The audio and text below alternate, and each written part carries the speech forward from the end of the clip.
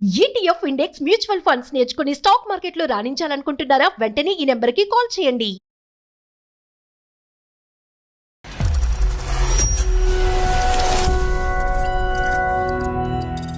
Two months నుంచి నన్ను దూరం పెడుతున్నారండి. అసలు నాతో మాట్లాడట్లేదు, చిరాకు పడిపోతున్నారు. గతంలో ఆల్రెడీ ఒక అబ్బాయిని లవ్ చేశాను. నేను అన్ని తనకి చెప్పే నేను పెళ్లి చేసుకున్నాను. అతనికి పెళ్లి అయిందమ్మా? అతనికి ఇంకా పెళ్లి కాలేదండి. ఏమ్మా, ఏం చేసుకోడా? నేనైతే ఏం అడగలేదు.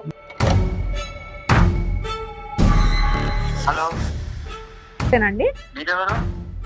నేను నిరుపమ, సుమన్ టీవీ అందమైన జీవితం కార్యక్రమం నుంచి కాల్ చేస్తున్నానండి. సుమన్ టీవీ వాళ్ళకి నాతో ఏం పని? మీ వైఫ్ పవిత్ర ఉన్నారు కదా, దానికి సిగ్గులేని పని చేసింది మళ్ళీ మిమ్మల్ని ఎలా హలో, ప్రొటెక్ట్ హలో. చేయాలి? మిమ్మల్ని మీరు అలాంటి మాటలు మాట్లాడేంత మీకు రైట్స్ అయితే లేవు. తెచ్చి నోరు ఏం తెచ్చి తెలుసని? ఒక బతుకు. ఆగు ఆగు. తప్పు చేసిన నువ్వు 10 years నుండి కవర్ చేస్తాను నువ్వు ఇప్పుడు మళ్ళీ దొరికే లోపల విక్టిమ్ కార్డ్ ప్లే చేయడానికి టీవీ వాళ్ళని అప్రోచ్ అవుతావా?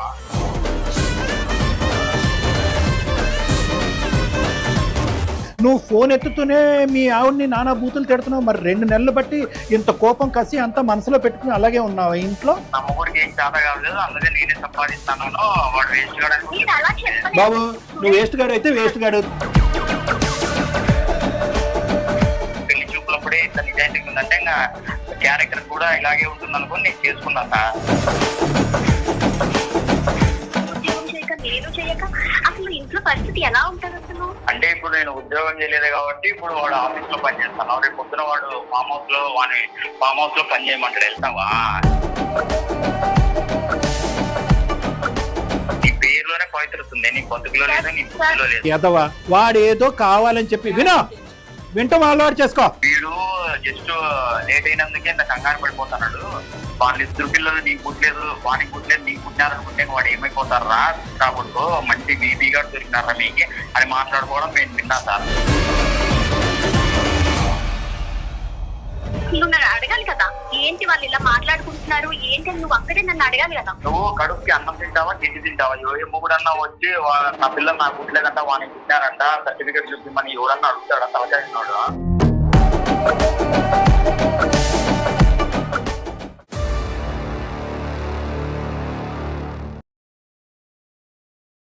సుమన్ టీవీ అందమైన జీవితం కార్యక్రమానికి స్వాగతం. ప్రస్తుతం మనతో పాటు ఉన్నారు ప్రముఖ సైకియాట్రిస్ట్ డాక్టర్ కళ్యాణ్ చక్రవర్తి గారు. డాక్టర్ గారు నమస్తే అండి. నమస్తే మేడం. సార్, ఇప్పుడు మనకు వచ్చినటువంటి మెయిల్లో మేము పిక్ చేసింది ఏంటి అంటే, ఒక భార్యాభర్తలు 10 ఏళ్ల నుంచి హ్యాపీగా లైఫ్ లీడ్ చేస్తున్నారు. సడన్ గా వాళ్ళ జీవితంలో ఒక సునామీ లాగా మేడం మాటలు లేవు ఇద్దరి మధ్యన, అసలు ఏం జరిగిందో అర్థం కావట్లేదు ఆవిడకు. అసలు కన్ఫ్యూజన్ స్టేటస్ లో మనకు మెయిల్ చేసి ఈ మధ్యనే. సో ఒక్కసారి ఆమెతో మాట్లాడదాం. మాట్లాడండి మేడం, తప్పకుండా. ఆమె పేరు వచ్చేసి పవిత్ర సార్. పవిత్ర గారు. ఓకే మేడం, ఒకసారి కాల్ చేద్దాం. తప్పకుండా. హలో హలో, అమ్మ పవిత్ర గారేనా? అవునండి, మీరెవరు? నేను నిరుపమ, సుమన్ టీవీ అందమైన జీవితం కార్యక్రమం నుంచి కాల్ చేస్తున్నానమ్మా. మీరు మెయిల్ చేశారు కదా మాకు. అవునండి. మనతో పాటు డాక్టర్ కళ్యాణ్ చక్రవర్తి గారు కూడా ఉన్నారు. అసలు ఏం జరిగింది, ఎందుకు మీ జీవితంలో ఇలాంటి మార్పు వచ్చింది, అవన్నీ డీటెయిల్డ్ గా ఒక్కసారి చెప్తే దానికి పరిష్కార మార్గాన్ని కూడా డాక్టర్ గారు సూచిస్తారమ్మా. నమస్తే అండి. నమస్తే. నా పేరు పవిత్ర అండి. నమస్తే పవిత్ర, చెప్పమ్మా. చాలా థ్యాంక్స్ అండి, నా మెయిల్ చూసి రెస్పాండ్ అయినందుకు చాలా థ్యాంక్స్ అండి. పర్లేదమ్మా, చెప్పమ్మా. పెళ్ళయి 10 సంవత్సరాలు అవుతుంది. నాకు 2 పిల్లలండి. అసలు ప్రాబ్లం ఏంటంటే మా హస్బెండ్ ఒక 2 months నుంచి నన్ను దూరం పెడుతున్నారండి. అసలు నాతో మాట్లాడట్లేదు, చిరాకు పడిపోతున్నారు. అసలు ఏం జరిగిందో అడుగుతుంటే అసలు చెప్పట్లేదండి. నాకు చాలా బాధగా అనిపిస్తుంది అసలు. అందుకని మీరు కలుపుతారని చెప్పేసి మీకు కొన్ని వివరాలు చెప్పమ్మా. పెళ్ళైన సందర్భం, అరేంజ్డ్ మ్యారేజా, లవ్ మ్యారేజా, జాయింట్ ఫ్యామిలీయా, న్యూక్లియరా? అరేంజ్డ్ మ్యారేజే. కాకపోతే నేను గతంలో ఆల్రెడీ ఒక అబ్బాయిని లవ్ చేశాను. నేను అన్ని తనకి చెప్పే నేను పెళ్లి చేసుకున్నాను. తను యాక్సెప్ట్ కూడా చేశారు. మీ ప్రేమ విరిగిపోవటానికి ఈ పెళ్లి జరగటానికి మధ్యలో ఎంత వ్యవధి ఉంది? ఒక 3 నెలలు అండి. Right, okay. సో ఇదంతా ఎప్పుడు చెప్పారు మీ వారికి? మీరు ముందే చెప్పాను అంటే పెళ్లికి ముందే మీరు మాట్లాడుకున్నప్పుడు అమ్మా? మాకు పెళ్లి చూపులు జరిగే టైంలోనే ఆల్రెడీ మొత్తం తనతో నేను కొంచెం పర్సనల్ గా మాట్లాడి మొత్తం నా స్టోరీ అంతా ఇలా చెప్పాను. సో ఆయన కూడా యాక్సెప్ట్ చేశారండి.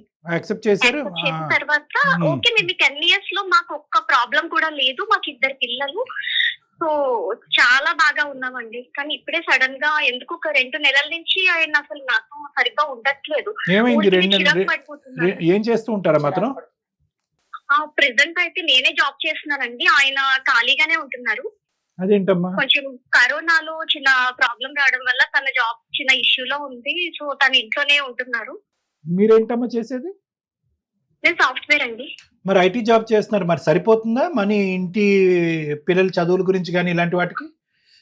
అంటే సరిపోదు, కానీ తప్పదు కదండి జాబ్ చేయాలి అని Right, చెప్పి right, ఇంకా right. నేనే పిల్లల్ని చూసుకుంటూ మరి ఆయన ఏదైనా ఎందుకు చేయాలని చూసుకోవచ్చు కదా? చేస్తున్నాను. పవిత్ర గారు, మరి మేడం మీ హస్బెండ్ ఎందుకు చూసుకోవచ్చు కదా, జాబ్ దొరుకుతుంది కదా, ఆయన ఎడ్యుకేటెడ్. అంతకుముందు ఏం జాబ్ చేశారు వాళ్ళు? ఆయన కూడా సాఫ్ట్వేరేనండి. మరి సాఫ్ట్వేర్ దొరుకుతాయి కదా ఈజీగానే, ఎందుకు చేసుకోవట్లేదు? అంటే ఎందుకు చూడట్లేదు ఆయన? అంటే యాక్చువల్లీ తను కొన్ని జాబ్స్ అయితే చూసుకున్నారండి, తనకి అసలు నచ్చక వదిలేశారు. బిజినెస్ చేసుకుందామనే ఐడియాలోని తను చూసుకోవట్లేదు. కొన్ని బిజినెస్ కూడా పెట్టారు, కానీ లాస్ లో నడుస్తుందని చెప్పేసి అవి కూడా వదిలేసి ఖాళీగా ఉంటున్నారండి.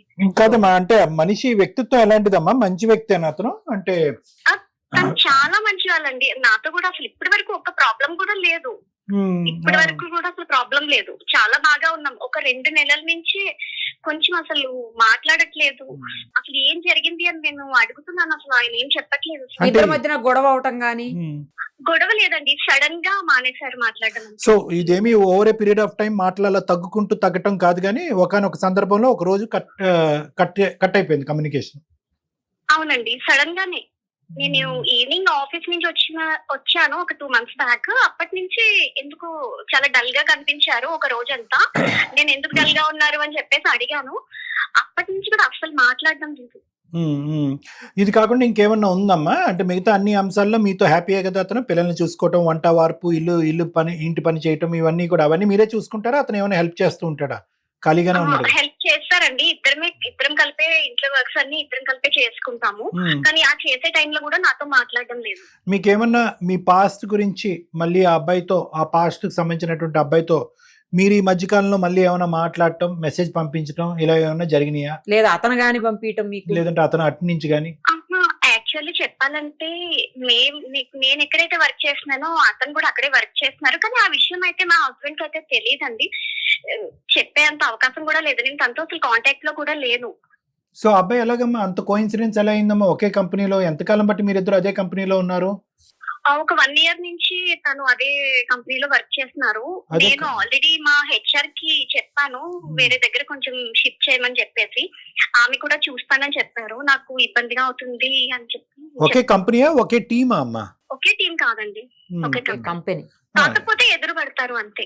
వచ్చి జాయిన్ అయిన అంటున్నాడు కదా, అదేమన్నా మీ ఇద్దరి మధ్య మనస్పర్ధలకి ఒక కారణమా? అలాంటిది ఏమన్నా ఉందని మీకు అనుమానం ఉందా?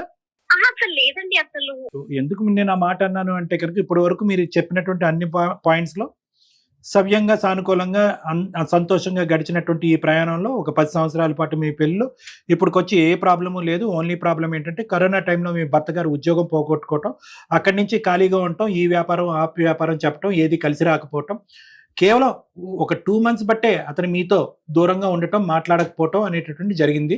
దానికి ఒక ఎడిషనల్ పాయింట్ మీరు ఏమని చెప్పారంటే 1 year బ్యాక్ ఒక కోఇన్సిడెన్స్ రూపాన అబ్బాయి ఎక్స్ మీ లవర్ ఎవరైతే ఉన్నాడో అతను వచ్చి ఈ కంపెనీలో జాయిన్ అవటం అనేది జరిగింది. అది కూడా మీరు హెచ్ఆర్కి వెళ్ళారు, చెప్పారు.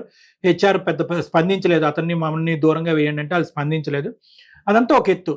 కానీ ఈ అంశం ఇప్పటి వరకు మీ వారికైతే మీరు చెప్పలేదు.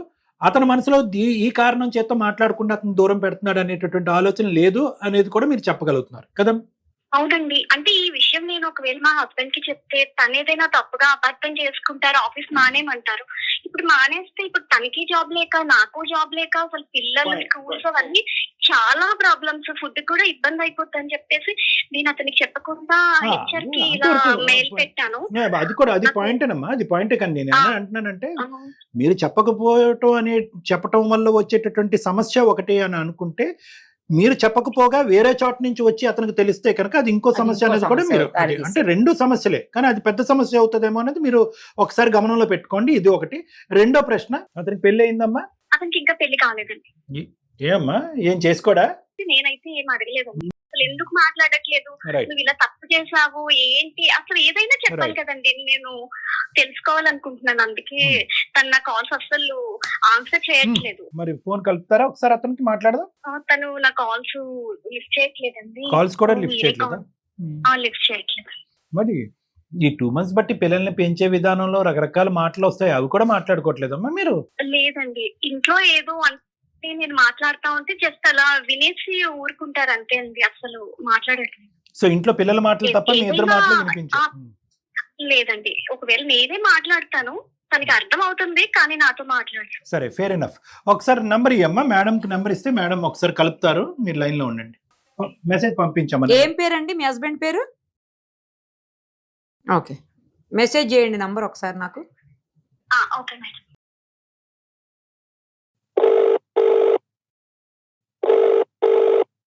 హలో హలో, అండి, మీరెవరు? నేను నిరుపమ, సుమన్ టీవీ అందమైన జీవితం కార్యక్రమం నుంచి కాల్ చేస్తున్నానండి. సుమన్ టీవీనా? సుమన్ టీవీ వాళ్ళకి నాతో ఏం పని? యాక్చువల్లీ మీతో ఏం పని లేదు కానీ మీ వైఫ్ పవిత్ర ఉన్నారు కదా, ఫోన్ ఎందుకు చేశారో చెప్పండి ఫస్ట్. అదే మీ వైఫ్ మాకు మెయిల్ చేశారు, మీ ఇద్దరి మధ్యన ఏదో ప్రాబ్లం ఉంది, సాల్వ్ చేయమని చెప్పేసి. మనతో పాటు డాక్టర్ కళ్యాణ్ చక్రవర్తి గారు కూడా ఉన్నారు, సైకియాట్రిస్ట్ ఆయన. స్టేట్ మొత్తం తెలియాలనా? దాని తెలియదు, దానికి సిగ్గులేని పని చేసింది మళ్ళీ మిమ్మల్ని మీరు అలాంటి మాటలు మాట్లాడేంత మీకు రైట్స్ అయితే లేవు. హలో, పేరులో ఉంది కానీ పవిత్ర నీ బుద్ధిలో లేదు, నీ బతుకులో లేదు.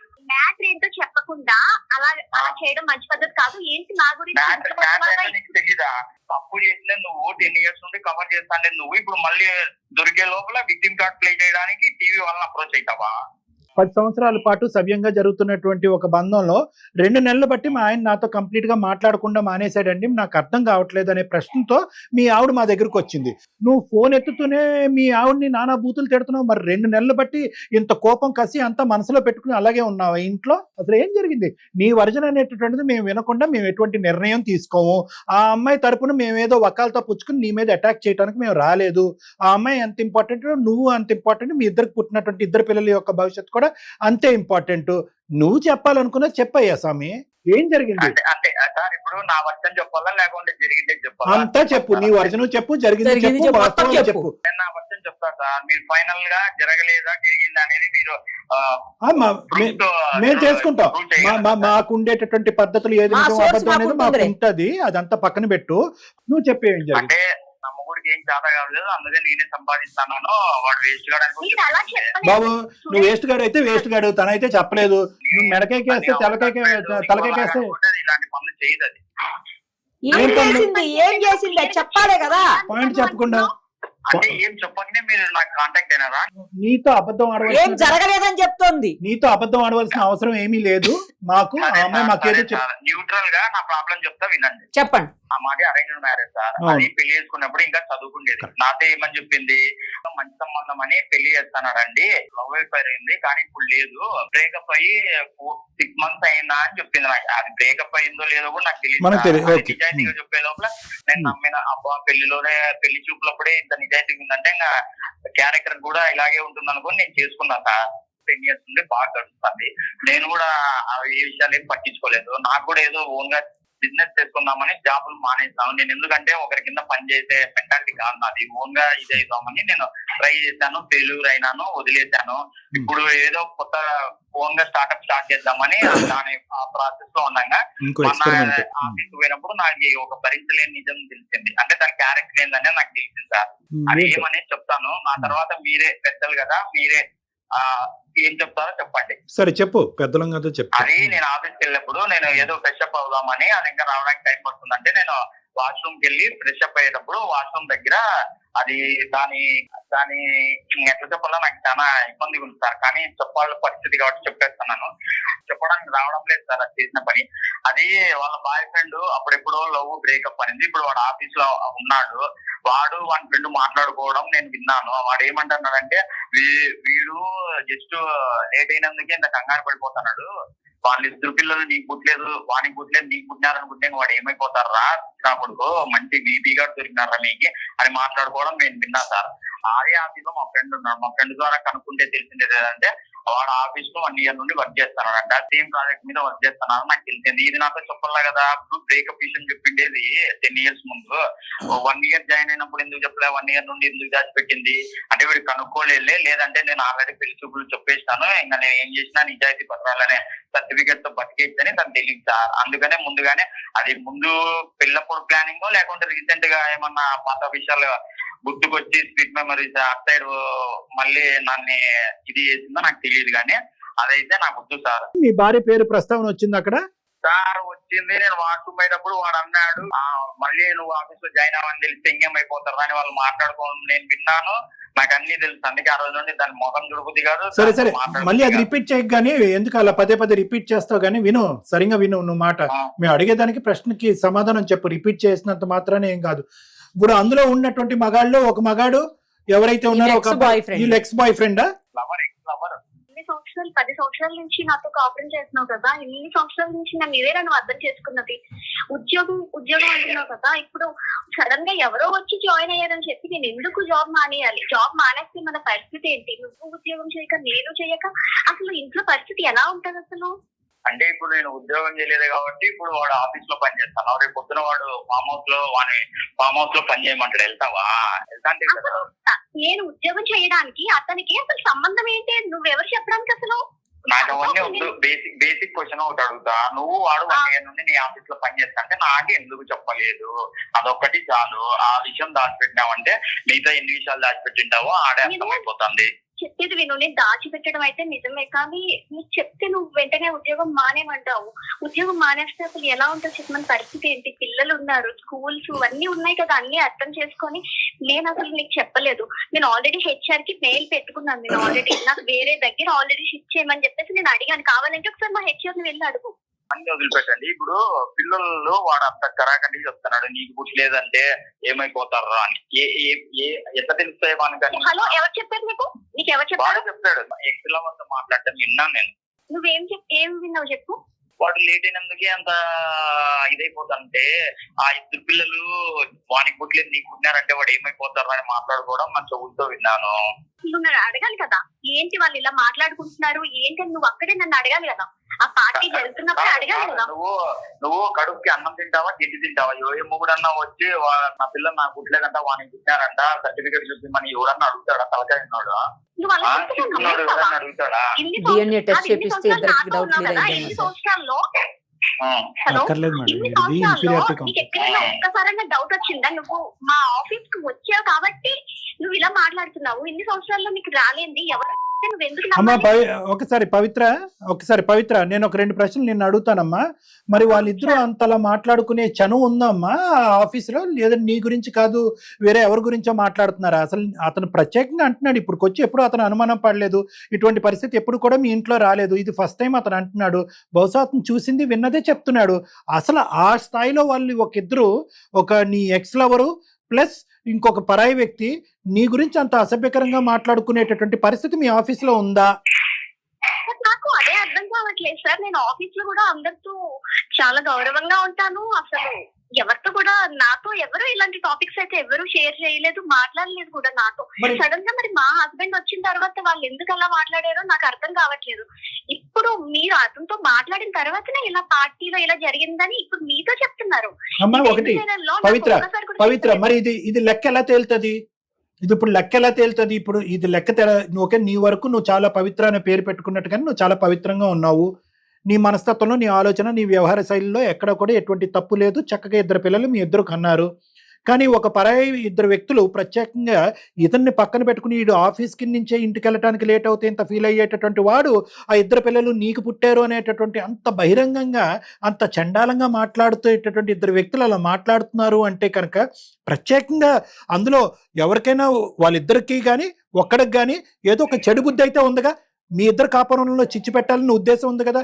ఎందుకు అంత నేను ఇందాకటి నుంచి అడిగేది ఒకటేనమ్మా, కోయిన్సిడెన్స్ ఒక 1 year బ్యాక్ నీ మనసులో ఏ ఉద్దేశం ఉంది, ఏ ఆలోచన ఉందనే నేను మాట్లాడట్లేదు. 1 year క్రితము వాడు ప్రత్యేకంగా పెళ్లి చేసుకోకుండా వెతుక్కుంటూ వచ్చి మీ ఆఫీస్లో జాయిన్ అయ్యాడు అంటే కనుక నీ బుద్ధిలో దుర్బుద్ధి లేకపోయినా కూడా వాడు ఉద్దేశంలో దుర్బుద్ధి ఉందేమో, ఇది ఒక అవకాశం కింద వాడుకున్నాడేమో, భార్యాభర్తలను విడగొట్టాలని అనుకున్నాడేమో, వేరే ఫ్రెండ్ యొక్క హెల్ప్ తీసుకుని అక్కడ ఇతనికి వినిపించేటటువంటి విధంగా మాట్లాడి ఇగో చూడు 10 సంవత్సరాల పాటు మీ ఇద్దరి మధ్యన భేదాభిప్రాయాలు లేకుండా ఉన్నప్పుడు అతను ఇప్పుడు క్రియేట్ చేసేసాడు కదా ఇష్యూని.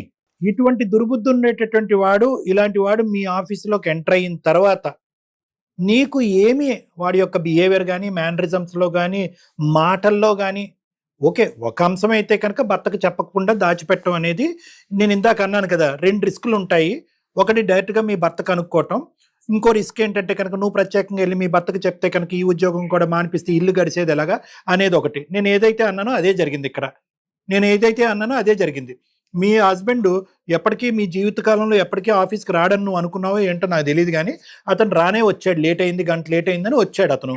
ఆఫీస్కి వచ్చిన ప్రాబ్లం ఏంటి సార్? ఇప్పుడు ఇంట్లో మనుషులు ఎవరైనా లేట్ గా వస్తే అసలు ఆఫీస్ కి ఎవరైనా వస్తారు కదా సార్, దాంట్లో పెద్ద విషయం అయితే ఒకటి వినండి, ఇక్కడ వినండి అమ్మా పవిత్ర, ఒక్కటి వినండి, జాగ్రత్తగా వినండి. ఇక్కడ నీ యొక్క క్యారెక్టర్, నీ ఆలోచన శైలి కంటే ఎవరైతే నీ చుట్టూరు ఉండేటటువంటి కొంతమంది నీకు తెలియకుండానే మీ జీవితంలో గొయ్యలు తవ్వేటటువంటి ఒక బ్యాచ్ ఉన్నారు, ఆ బ్యాచ్ నువ్వు కనుక్కోలేకపోయావా అని మేము అడుగుతున్నాం.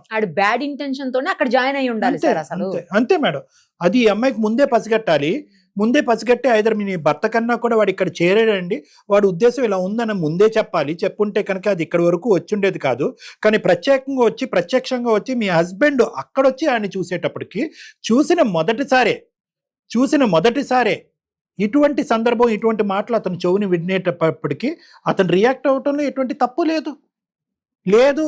మా ఆయన ప్రత్యేకంగా పని కట్టుకుని అబద్ధాలు ఆడుతున్నాడా? సార్ రియాక్ట్ అవ్వచ్చు సార్, కానీ ఎవరో వచ్చి చెప్తే అసలు ఎందుకు వినాలి సార్? అతను ఆయన ఒక 10 సంవత్సరాల నుంచి ఉంటున్నాను కదా, కనీసం నాతోనే ఒక్క మాట అయినా చెప్పాలి కదా. ఏంటి నిజమే అబద్ధమా ఏదో ఒక విషయం నాతో చెప్పాలి కదా సార్. అతను నువ్వు చెప్పావా అతను వచ్చి మీ ఆఫీస్ లో జాయిన్ అయ్యాడని? నాతో ఒక మాట చెప్పాలి, ప్రతిసారి ఒక మాట లూప్ వేస్తావు. నువ్వు కూడా నాతో ఒక మాట చెప్పాలా కదా. 1 year నుంచి ఒక మాట చెప్పలేదు కదా. లేదో నీకు తెలియదు కదా, ఒక మాట అయితే చెప్పాలా కదా. ఆ తర్వాత కదా ఆ వ్యక్తికి నాకు సంబంధం లేనప్పుడు తను మా ఆఫీస్ లో వర్క్ చేస్తున్నాడు అని స్పెషల్ గా నేను మీకు ఏం చెప్పాలి? వాడు ఎవడైతే అనుకున్నాడో వాడికి ఒక ఎజెండా ప్రకారమే వచ్చి మీ ఆఫీస్ లో జాయిన్ అయ్యాడు. నువ్వేంటంటే తెలివి తక్కువగా ఆడి దారి ఆడిది, నా దారి నాది, ఇది గత ప్రేమ కదా, ప్రస్తుతం ప్రేమ కథ కాదు కదా, నా భర్త ఉన్నాడు కదా అని చెప్పి గుడ్డిగా నమ్మి నువ్వు అక్కడ నిన్ను నేనేం మందలించట్లేదు, తిట్టట్లేదు. కానీ ముందస్తూ వచ్చేటటువంటి సమస్యకి ముందుగానే జాగ్రత్త చేసుకుంటే కనుక బాగుండేదేమో అని నా అభిప్రాయం. ఏమండి అలా వాడు వచ్చాడండి, ఇదేం కోఇన్సిడెన్స్ అండి, మీకు ఇష్టమైతే నేను ఇక్కడ ఉంటానండి, కష్టమైతే వేరే చోటుకి వెళ్తానండి అని ఏదన్నా ఆ పద్ధతిలో మాట్లాడుంటే ఈ పరిస్థితి వచ్చుండేది కాదని నా అభిప్రాయం. ఎన్నో ఆప్షన్స్ ఉన్నా నువ్వు ఒకే ఆప్షన్ ఎంచుకున్నావు. ఏంది వీనికి తెలియదు, వీడు తెలుసుకోలేడు, అంతే. అది మాట్లాడుతున్నావు. నీ పేరులోనే పవిత్రత ఉంది, నీ బతుకులో లేదు, నీ బుద్ధిలో లేదు. అనవలసిన అన్ని మాటలు అనేసావు, చెప్పాల్సినటువంటి అన్ని మాటలు అనేసావు, అవమానించవలసినటువంటి అన్ని అవమానాలని ఆ అమ్మాయి పడింది. ఇంకా ఆపేసాయి, ఇంకొక 2 నిమిషాలు విను. నువ్వు వాడెవడో ఒక ఎదవ, ఓకే, వాడేదో కావాలని చెప్పి వింటాం అలవాటు చేసుకో. 9 సంవత్సరాల పాటు కాపురం, 10 సంవత్సరాల పాటు విను 10 సంవత్సరాల పాటు పవిత్రంగా కాపురం చేసినట్టు నీ భార్యని అసెస్ చేస్తావా? ఒక 2 నిమిషాల పాటు నువ్వు వినకూడనటువంటి ఒక ఎదవ నోట్లోంచి వచ్చే మాటలు బట్టి ఈ 10 సంవత్సరాల పాటు కాపురం చేసింది ఈ పవిత్రత అంతా తీసుకెళ్లి బూడిదలో పోసిన పన్నీర్ అవుతుందా? ఈ 10 years పాటు నీ భార్యకి నువ్వు ఏం సర్టిఫికెట్ ఇవ్వవా? ఏ సర్టిఫికెట్ ఇవ్వవా? ఒకటే విను, నీ భార్య ఇప్పటికొచ్చి ఏ అంశంలో అయినా కూడా 6 సంవత్సరాల పాటు నువ్వు ఎక్స్పెరిమెంట్ల మీద ఎక్స్పెరిమెంట్లు చేసుకుంటూ ఇంట్లో కూర్చుని పని పాట లేకుండా ఎవరి కింద నేను పని చేయను సార్, నేను రాజా బిడ్డని, నేను నాకు కావాల్సినటువంటి విధంగా ఉంటేనే పని చేస్తానని చెప్పి నువ్వు ఇంట్లో కూర్చున్నావు. ఆ అమ్మాయి బయటికి వెళ్ళి కష్టపడుతుంది, పగలనక రాత్రి అనక కష్టపడుతుంది. నువ్వు ఏదో కొద్ది సంపాదించి మాట్లాడితే కనుక అది వేరే విషయంగా ఉండేది. నువ్వు ఏమీ చేయట్లేదు, ఇప్పుడు నానా మాట్లాడుతున్నావు. నువ్వు విన్నది 2 నిమిషాలు, ఎటువంటి ప్రూఫ్ లేదు. నువ్వు దమ్మున్న మగాడు అయితే కనుక అక్కడే గల్లా పట్టుకుని వాడిని నిలదీసి ఉండేవాడివి. అక్కడే మీ ఆవిడ్ని ఎదురుగుంట పెట్టి ఏంటి అసలు మీ ఇద్దరి మధ్య సంబంధం ఏంటి అని చెప్పి అక్కడే అడుగుండేదానివి. ఇప్పుడేమొచ్చి 2 నెలల పాటు అది నాంచి అంత ఇది అయిపోయిన తర్వాత ఇప్పుడు నీ భార్యని నానా మాట్లాడటంలో ఎటువంటి ఇది ఉంది నీకు? స్కోప్ ఇచ్చింటేనే వాళ్ళు మాట్లాడగలుగుతున్నారు. ఇదంతా స్కోప్ ఇచ్చి అంత పర్ఫార్మెన్స్ చేసిందనే నాకు డౌట్ వస్తుంది. ఇందాక నువ్వు మాకు అన్నావు, ఎందుకు ఈ మాట ముందస్తూనే అంటూనే ఎందుకు ఈ డైలాగులు కంప్లీట్ చేసావు అన్నది నాకు ఇప్పుడు అర్థం అవుతుంది. ఎందుకంటే నీ చేతిలో ఏమీ లేదు, నువ్వు చెవుతో విన్న తప్ప నీ దగ్గర ఎటువంటి ఆధారం లేదు. నా ఉద్దేశం కూడా ఒకసారి ఆలోచించుకో. 10 years పాటు నీతో పాటు ప్రయాణం చేసినటువంటి ఈ అమ్మాయి ఒక్క సందర్భంలో అయినా కూడా ఒక మచ్చపడేటటువంటి విధంగా వ్యవహరించిందా, ఆలోచించిందా, మాట్లాడిందా? ఎప్పుడూ లేనటువంటి ఈ సమస్య ఈ రోజు ఎందుకు వచ్చిందంటే 2 కారణాల చేత వచ్చింది. ఒకటి, ఆ అమ్మాయి ముందొస్తే నీకు చెప్పుంటే కనుక ఏదో వచ్చి మా ఆఫీస్లో జాయిన్ అయ్యడం చెప్పుంటే ఈ ప్రాబ్లం వచ్చిండేది కాదు. నెంబర్ 1, ఈ అమ్మాయి యొక్క వీక్నెస్ ని వాళ్ళు క్యాష్ చేసుకుని వెనకట్లో ఒక నాటకం ఆడారు. సో వాడు అక్కడ కల్ప్రిట్, నీ వైఫ్ కల్ప్రిటా కాదనేది డిసైడ్ చేసుకోవాల్సింది నువ్వు. నువ్వు విన్నది నేను అబద్ధం అని అనట్లే. ఫైనల్ గా నేను ఒకటే మాట చెప్తాను సార్, నేనైతే DNA టెస్ట్ కి వెళ్దాం అనుకుంటాను. దానిలో ప్రూవ్ అయిందనుకో అది రెడీగా ఉన్నాను సురేష్. నేను ఆల్రెడీ ఇందాకే చెప్పాను మీకు, నేను ఏ టెస్ట్ కన్నా నేను ఉండే స్వామి అందరికి DNA టెస్ట్ ఒకటి బాగా. DNA టెస్ట్ అంటే కనుక అదేదో రోడ్డు మీద అమ్మేటటువంటి ఏం చింతపండు బియ్యం అనుకున్నారా? ఏమే DNA టెస్ట్ చేయించటానికి మీరు ఆప్షన్ చెప్పండి సార్, మీరే చెప్పండి. అలా అన్నావు బాగుంది, అలా అన్నావు బాగుంది, అలా అన్నావు బాగుంది, అలా అన్నావు బాగుంది. ప్రతిదానికి DNA టెస్ట్ అనేటటువంటిది అది అంత ఈజీ కార్యక్రమం ఏం కాదు. అది చాలా పెద్ద లీగల్ ప్రాసెస్. అయినా కానీ అవసరం వస్తే కనుక ఖచ్చితంగా అక్కడి వరకు వెళ్దాం. నాకు వచ్చేటటువంటి కోపం, బాధ, బెంగ ఏంటంటే కనుక 10 years పాటు మీరిద్దరు చేసినటువంటి ప్రయాణాన్ని నువ్వు ఇచ్చేటటువంటి విలువ ఇదేనా? కేవలం ఒకడు మాట్లాడినటువంటి మాటను నమ్ముతావా? అంటే మీరిద్దరు చేసినటువంటి ప్రయాణం, మీ పెళ్లి ఎప్పుడో పెటాకులు అయిపోవాలిగా. అంటే ఇంకోడెవడో ఎక్కడో ఏ బస్సులోనో ఏ ఆటోలోనో ఏదో అంటాడు, ఒక రాంగ్గా మీ భార్యను వర్ణిస్తాడు, లేదంటే నీ భార్య గురించి ఒక రాంగ్ వర్జన్ అనేటటువంటిది నీ చెవులో పడేటటువంటి విధంగా ఎవడో మాట్లాడతాడు. అంతేనా? అంటే నేను అనేది ఏంటంటే DNA టెస్ట్ చేయించాలంటే చేయిద్దాం, దానికి ఏ విధంగా తోడ్పడాలి, ఏ విధంగా ఫెసిలిటేట్ చేయాలని నన్ను అడిగితే నేను చెప్తాను.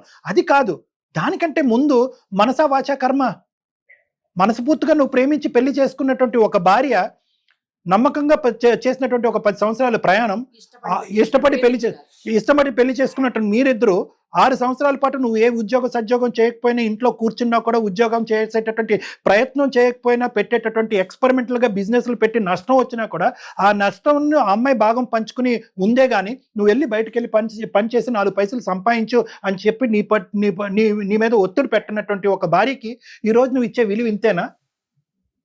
సార్ నా ఫైనల్ వర్డ్ ఒకటే సార్, నాకు 6 months టైం కావాలా. అందులోపు నా స్టార్ట్అప్ స్టార్ట్ అవుతుంది. అందులోపు నేను కూడా రీథింకింగ్ చేసుకుంటా. నీ స్టార్ట్అప్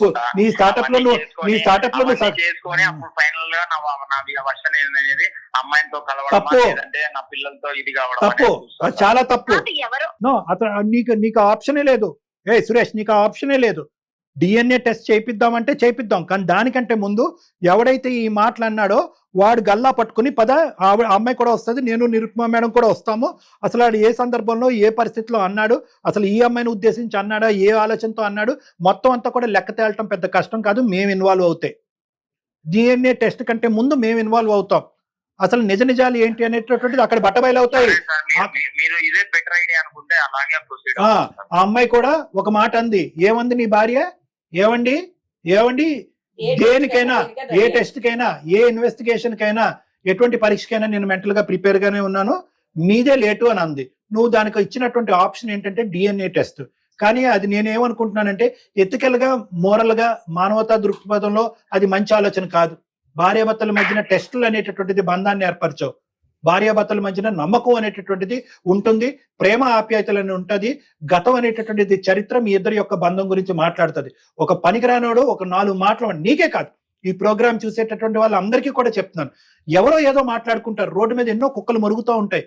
దమ్ముంటే కనుక కుక్క ఎందుకు మరుగుతున్నావు అని చెప్పి అక్కడే లెక్క తేల్చుకోండి. వెనక నుంచి వచ్చి వెన్నుపోట్లు పొడుస్తూ 2 నెలల పాటు లోపల రగిలిపోతూ మండిపోతూ ఇదే కదా అక్కడ హత్యలు అనే అనవసరమైనటువంటి అనర్థాలకి దారి తీసేటటువంటి అంశం ఇదే కదా. మీరు అక్కడే లెక్క తేల్చుకుని ఉంటే సరిపోయి ఉండేది. మేము పవిత్రాన్ని తీసుకెళ్లి ఫేస్ టు ఫేస్ మాట్లాడుకుంటాం సార్. ఏమ్మా పవిత్ర, నువ్వు దానికి రెడీ అయినా? అతను వస్తాడంట, వాడిని అడుగుతాడంట, అతన్ని అడుగుతాడంట. రెడీ అయినా నువ్వు? నేను రెడీ సార్, నేను దేనికైనా ఇప్పుడు రెడీ అని చెప్తున్నాను కదా సార్. మరి ఒకప్పుడు ఏ తప్పు చేయలేదు, నేను కరెక్ట్ గా ఉన్నాను. ఒకప్పుడు ఏమైనా చెప్పుకోమని చెప్పండి. ఒకప్పుడు వాడు కావాలనే మాట్లాడాడు, మీ ఇద్దరి మధ్యన ఏదో చిచ్చు పెట్టడానికి వాడు మాట్లాడాడు, వాడు ఒక దురుద్దేశంతో వచ్చి మీ ఆఫీస్లో జాయిన్ అయ్యాడని తెలిస్తే కనుక నువ్వు వెంటనే అక్కడ ఉన్నటువంటి జాబ్కి రిజైన్ చేసి ఇంకో చాటుకి వెళ్ళడానికి రెడీ అయినా? లేదంటే హెచ్ఆర్కి లేదంటే నేనెందుకు నా జీవితాన్ని రిస్క్లో పెట్టాలి అనుకుంటే కనుక జరిగినటువంటి దాని అంతరికి మేము సాక్ష్యంగా ఉంటాము. ఇన్ రైటింగ్ నువ్వు మీ హెచ్ఆర్ వాళ్ళకి రిపోర్ట్ చేయి, వీడు ఇలా అబ్యూస్ చేస్తున్నాడు, ఇలా ప్రాబ్లం క్రియేట్ చేస్తున్నాడు నువ్వు రాయి, మేము కూడా దానికి సపోర్టింగ్గా ఉంటాం. వాడిని అక్కడి నుంచి ఉద్యోగంలో తీసేసేటటువంటి విధంగా మనం ప్రయత్నం చేద్దాం. సరే సార్, సపోర్ట్ గా ఉంటానంటే చెప్తాను. అది అక్కడ కూడా నీకు క్లారిటీ రాలేదు అని అనుకుంటే కనుక నువ్వు అన్నట్టుగా ఏదైతే టెస్ట్ ఉందో దాన్ని కూడా మనం ఫెసిలిటేట్ చేద్దాం. But that should always be the last option. Okay sir, day to time fix చేసి ప్రొసీడ్ అవుతాం సార్. అందుకే దయచేసి నువ్వు 6 నెలలు టైం పెట్టాను, స్టార్ట్అప్ పెట్టి సెటప్ పెడతాను, ఇవన్నీ వేరే విషయం. ఫస్ట్ నాకు ముఖ్యమైనటువంటి అంశం ఏంటంటే మీ పర్సనల్ లైఫ్. నువ్వు స్టార్ట్అప్ పెడతావు, బిజినెస్ పెడతావు, ఎంత ఖర్చు పెట్టి ఎంత తగలడతావు అనేది నీ యొక్క ఆలోచన శైలి, దాంట్లోకి నేను జోక్యం చేసుకోవట్లేదు. కానీ ఈడు జోడుగా ఉండటము, ఇద్దరు కలిసిమెలిసి ప్రయాణం చేయటము, మీ స్టార్టప్లో ఆ అమ్మాయి కూడా ఒక భాగస్వామి అవటము, దాని పరంగా ఆ అమ్మాయి హెల్ప్ చేయటము, ఆ అమ్మాయి వచ్చేసేటటువంటి వృత్తిలో మీరు మానసికంగా సపోర్ట్ ఇవ్వటము, ఇద్దరు చక్కగా ఆ పిల్లల్ని చూసుకోవటం అనేది ప్రధానమైన అంశం. అన్నింటికంటే పిల్లలు సార్ ఇంపార్టెంట్. పిల్లలు నలిగిపోతున్నారు 2 నెలలు బట్టి. ఓకేనా? Okay sir. రైట్. ఓకే. ఏమ్మా పవిత్ర గారు ఓకేనా? ఓకే, మీరు మాట్లాడండి. అక్కడ జరిగినటువంటి ఫలితం ఏమైందో ఆడితో మాట్లాడిన తర్వాత ఏం రిజల్ట్ వచ్చిందన్నది మాకు చెప్పండి, దాన్ని బట్టి నెక్స్ట్ స్టెప్స్ ప్రొసీడ్ అవుదాం. Okay, thank you. ఇతనికి ఏంటంటే మేడం, బేసికలీ ఓకే అమ్మాయి చేసింది ఒక తప్పు మేడం. ఏంటంటే what ever it is transparency. వాడెవడో అయితే కనుక అది వేరే విషయం. హీజ్ ఎక్స్ ఆల్రెడీ అతనికి ముందు చెప్పింది. ఇప్పుడు ఎలా అయింది? 50% ఆమె అప్పుడు చెప్పింది, మిగతా 50% దాచినట్టు అయిపోయింది. అంటే వాడు అసలు ఈ కంపెనీలో జాయిన్ అవ్వకపోయింటే వేరే ఉండేది, అసలు అవసరమే లేదు. ఇక్కడేం జాయిన్ అవటము, వాడు ఎందుకు వచ్చాడు అనేది ఎవరికన్నా ఆలోచన వస్తుంది. ఇన్ని 100 కంపెనీల్లో ఎందుకు? సరే కోఇన్సిడెన్స్ అనుకుందాం. ఇటువంటి కోఇన్సిడెన్స్ అయిపోయింది మా ఇంట్లో అని చెప్పి జోక్గా అమ్మాయి భర్తకు చెప్పినా సరిపోయి ఉండేది.